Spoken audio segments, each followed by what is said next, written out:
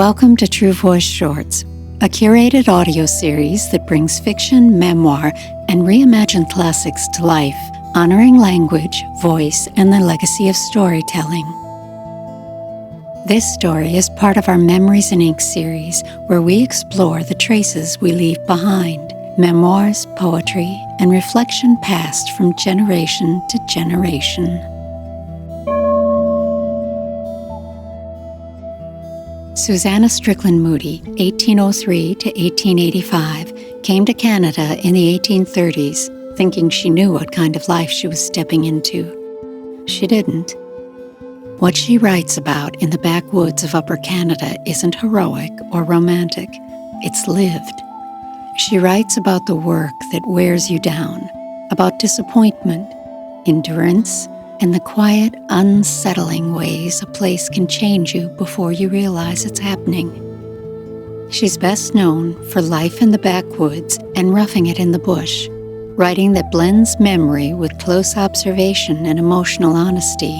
Her poem, The Maple Tree, a Canadian song, carries that same sensibility, rooted in daily life, shaped by the land itself, and aware that belonging isn't something you're given. It's something you grow into. What follows isn't a pioneer story of conquest, and it isn't told from a safe distance. It's the beginning of a crossing, leaving behind what was familiar, stepping into a life that hasn't revealed its cost yet.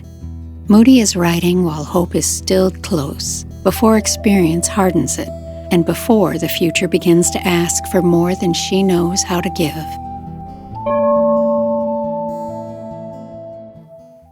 Journey to the Woods. 'Tis well for us poor denizens of the earth that God conceals the future from our gaze, or hope, the blessed watcher of life's tower, would fold her wings on the dreary waste. Close the bright eye that through the murky clouds of blank despair still sees the glorious sun.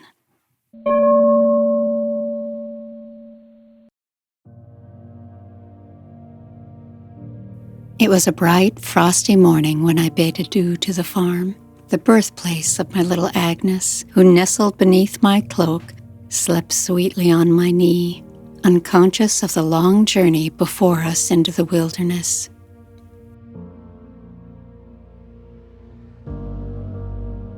The sun had not risen yet. Anxious to reach our destination before dark, we set out as early as we could. Our own team had been sold the day before, and a neighbor, Mr. D, undertook to convey us and our household goods to Doro. It was not without regret that I left Melsetter, as my husband had named the place after his father's home.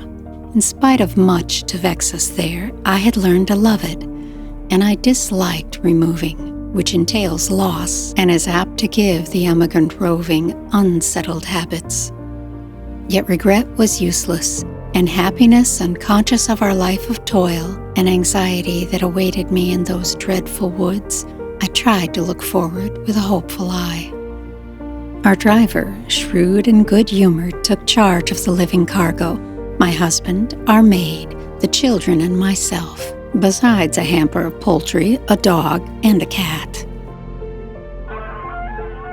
The rooster at every barnyard we passed clapped his wings and crowed with such stubborn dignity that it amused us all, and for a time revived my spirits. The first miles lay through a well-cleared country, and the deep snow, filling the inequities of the road, carried us swiftly and steadily onward. But by degrees the clearings diminished, and tall woods rose on either side. Their solemn aspect and the deep silence that brooded over these vast solitudes inspired a strange awe, as if nature slept under her white winding sheet. "I guess you will find the woods pretty lonesome," said Mr. D, and he spoke of the great swamp we were about to cross, once thought impassable, now traveled by a road made only because one stubborn old emigrant had forced his way through and returned to tell that land of excellent quality lay beyond. In the course of the day, we halted at a little log house which bore the name of Tavern. There were no private rooms, and the fare was the same blunt lessons the woods would teach us often: poor food at a high charge. I asked for tea, and there was none. And when we drove away, I was glad to leave the rank odor behind and breathe once more the open air. Near sunset, as we descended a steep hill, a mishap occurred. A sudden confusion of horses and sleighs brought a violent blow upon the back of my neck, and for a few minutes I was stunned and senseless. When I recovered, my husband supported me, while our driver rubbed my temples with snow, speaking gravely of the danger of such accidents. We resumed the journey, but all enjoyment of it, had enjoyment been possible, was gone. At Petersboro, Moodie wished to remain the night, for we still had many miles to perform along the forest road, little traveled and much impeded. But our driver was eager to return home and urged us forward. The moon rose, and we crossed the rushing Otanabe by a rude bridge, then passed on through openings that now and then gave us the silver gleam of water and the hoarse chiding of the wind in the lofty pines above. The children slept. A deep silence fell upon the party. The ancient forest stretched around us, and a foreboding sadness sank upon my heart. Memory retraced the pilgrimage of my former life until, gazing upon the singularly savage scene, the question rose within me: what brought me here? Providence, answered my own soul, not for your own welfare, perhaps, but for the welfare of your children. It is important for any human creature to live for himself alone. It may not be your lot to suffer, but others will reap benefit from your trials.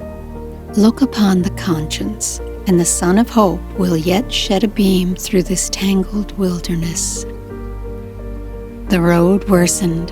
Our driver was often obliged to dismount and lead the weary horses through the more intricate passages. And when the moon deserted us, our only light came from the snow and the stars peering through the leafless branches. We heard the long howl of a solitary wolf, and nothing else disturbed the sepulchral silence.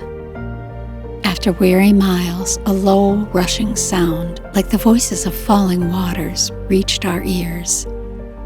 "We are near," said our guide. Welcome sound, yet those last miles seemed longer than the whole day's travel. In darkness, we crossed dangerous water by a miserable log bridge, and I drew a freer breath when we were safely over. Near my brother's clearing, a great pine newly fallen across the narrow path brought us to a standstill. It was too vast to be chopped through, and there was no way around. "We must make the horses jump it," said Mr. D. And though the sleigh hung posed upon the log in such a manner that a straw might have overturned it, we cleared it. The second sleigh was less fortunate. It upset with a crash, and my household goods were scattered and broken. My poor crockery ruined beyond recovery. "Never fret about the china," said Moodie. "Thank God the man and horses are uninjured." At last a light gleamed from the windows of a log house, and we reached my brother's door, only to learn that we were not to rest there. His wife was away, and we were to go to my sister's. Tired as I was, I buried my face and wept upon the neck of a hound that sprang up to greet us. This was my first halt in that weary wilderness, where I endured so many bitter years of toil and sorrow. And yet, when at last we were received and warmth and kindness met at the end of the night, I never enjoyed more heartily a welcome than I did in that first sojourn in the backwoods. Arrival does not bring rest. The land that promised shelter now demands labor, judgment, and restraint. In the backwoods, even the work meant to make a place safe can, in a moment, place everything at risk. Burning the fallow. The winter and spring of 1834 passed. Spring was uncommonly cold and backward, And then followed a summer of intense heat. For many weeks, no rain fell. Nature drooped beneath one fierce blaze of sunlight, and sickness spread throughout the country. During the winter, Moodie had made a large clearing around the house. I watched every tree that fell with keen interest, for each opened a wider gap in the dark wood, admitting more light and a clear glimpse of sky. But when the cedar swamp fronting the house was cut down and the lake first unveiled itself, my joy was complete. Half the solitude of my forest home vanished when I saw sun and moon and stars reflected in its bright face.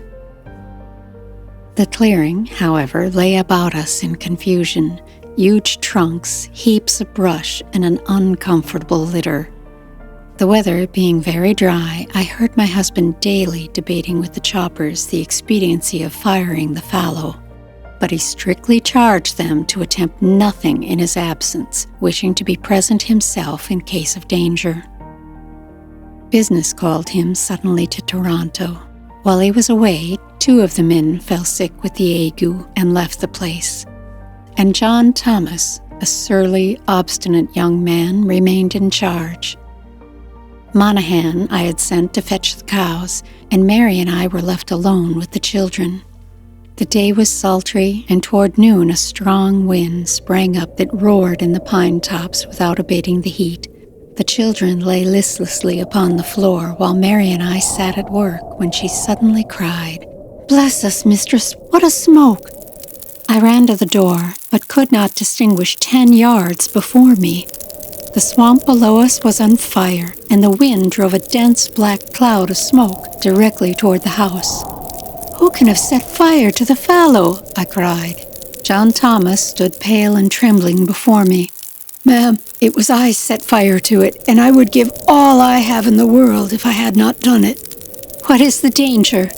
"I'm terribly afeard we shall all be burnt up," he said, beginning to whimper. I had felt little alarm until that moment. I had heard of burning the fallow as a thing of common occurrence, and had never connected it with danger. Judge then my horror when I went to the back door and saw that to make sure of his work, he had fired the field in many places. Behind, before, on every side, we were surrounded by a wall of fire burning furiously within 100 yards, cutting off retreat. And the dense canopy of smoke would have blinded and choked us even if a passage could be found.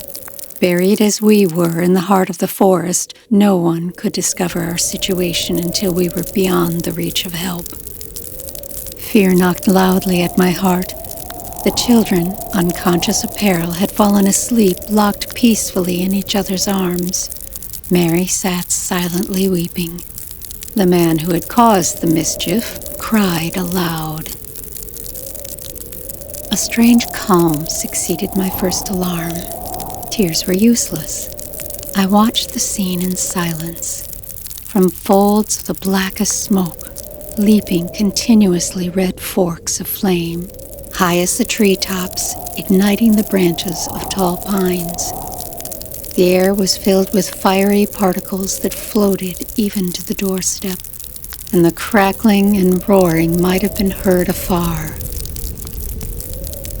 The lake, our surest safety, lay beyond that mimic hill. To reach it, we must pass through fire and smoke that no creature could cross unscorched. The road and the forest on the other side were likewise obstructed by a sea of flames. Our only refuge was the house, so long as it remained untouched. "How long will that be?" I asked. "Well, when the fire clears this little ridge in front, ma'am, then the Lord have mercy on us, or we must all go." My eye fell upon the sleeping children, and my tears flowed for the first time. I threw myself beside them and pressed them alternately to my heart, thanking God that they slept, unconscious and unable by cries to distract us from any plan of escape. The heat became suffocating. We were parched with thirst, and there was not a drop of water in the house. None could be nearer than the lake. I went again to the door. Nothing but fire and smoke. Nothing but the roaring of flames, gaining so fast that I felt their scorching breath upon my face. What will my beloved husband say, I thought, when he returns and finds that we have all perished? But God can save us yet.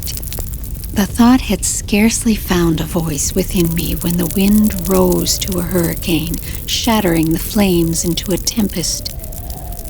I buried my head in my apron, believing our time had come, when a terrific crash of thunder burst above us, and down came a rushing torrent of rain, pent up for many weeks.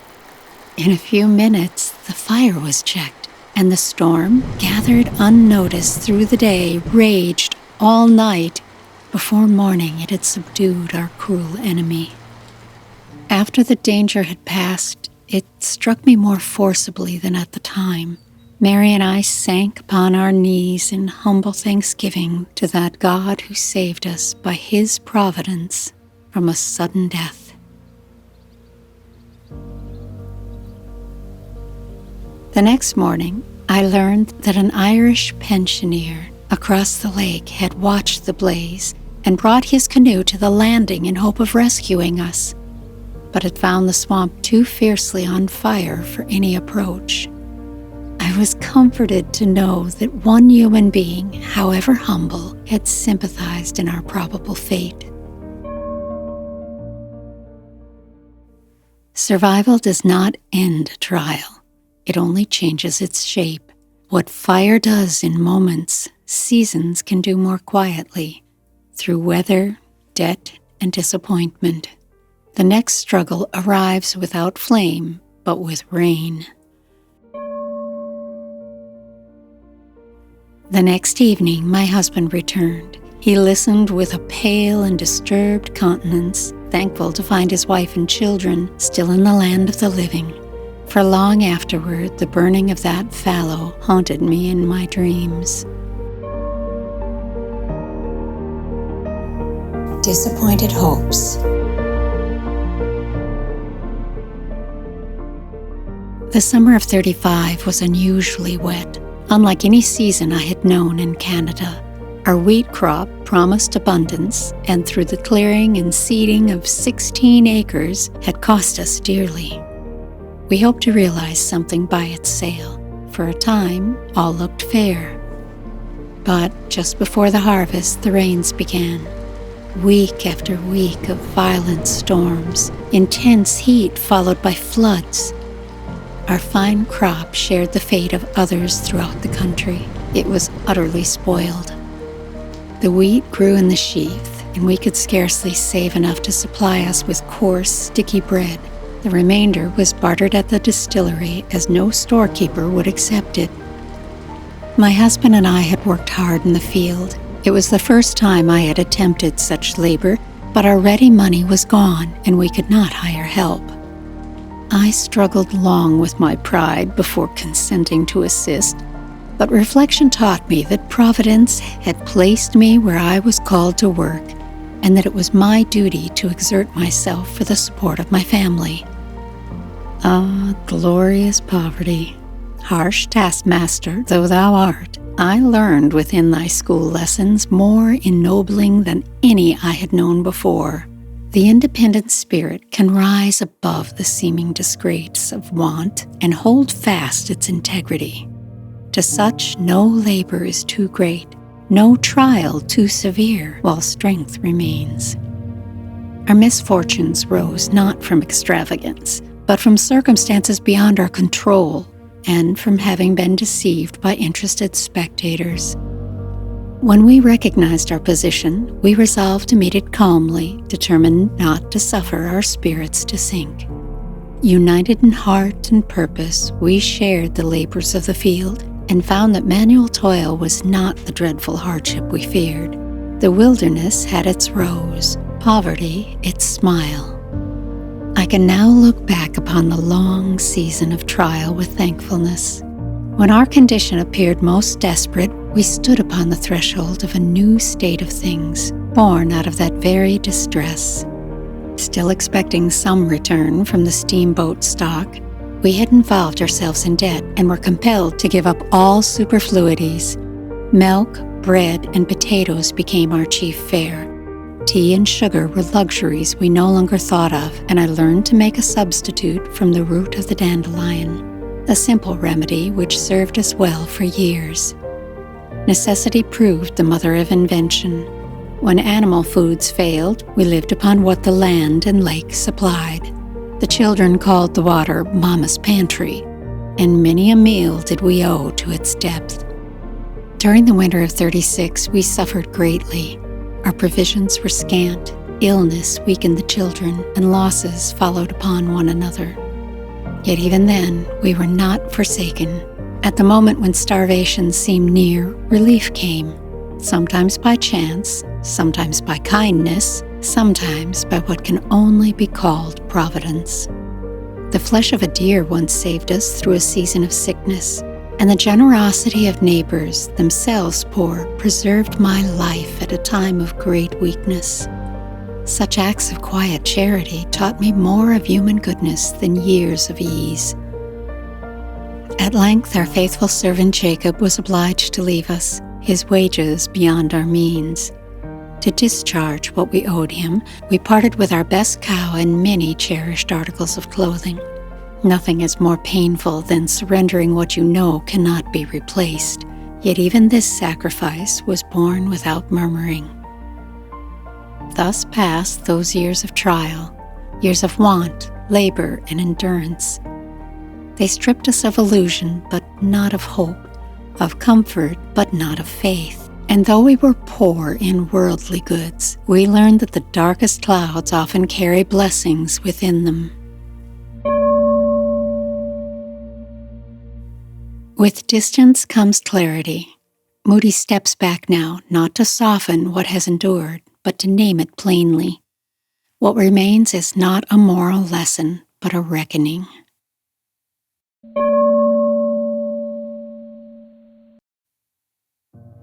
Closing reflection. I have not meant to trouble you with a continuation of our story. I have given you a faithful picture of life in the backwoods of Canada and leave you to draw your own conclusions. To the poor, industrious working man, it offers advantages. To the poor gentleman, none. The former works hard, lives coarsely, and submits with good grace to the hardships that would overwhelm a life of comfort. In time, the land he has cleared supplies him with the common necessities of life, though rarely more than this. The gentleman can neither labor so constantly, live so roughly, nor endure such privations. Unaccustomed to manual toil, his efforts bring little return. Conscious of his deficiency, he expends his small means on hired labor his farm can never repay. Difficulties multiply, debts increase, and he struggles in vain until he sees his hopes, often his family, sink into ruin. If these sketches could deter even one family from sacrificing their property and shipwrecking their hopes by removing to the backwoods of Canada, I shall feel repaid for revealing the secrets of that prison house, and I know that I have not suffered in the wilderness in vain.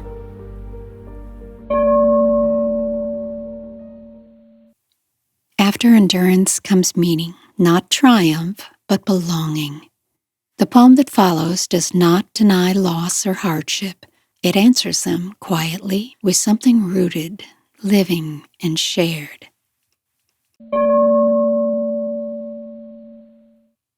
The Maple Tree, a Canadian song, abridged. Hail to the pride of the forest, hail to the maple, tall and green. It yields a treasure that shall not fail, while leaves on its boughs are seen. When moonlight silvers the wintry snow, and sleigh bells ring through the night, it warms the hearth with a ruddy glow, and cheers the heart with light. It lifts its head in the forest deep at sunset's crimson close, while winds through its wide branches weep their low and tender woes. The Indian leans on its rugged side and mourns his fading race, Yet still the maple stands in pride, unchanged in time and place. When winter yields and the saps run free, the forest wakes once more, and young hands gather the gift of the trees, its sweetness born of toil. Hooray for the sturdy maple tree, emblem of strength and worth. May it long reward in liberty the patient labor of earth.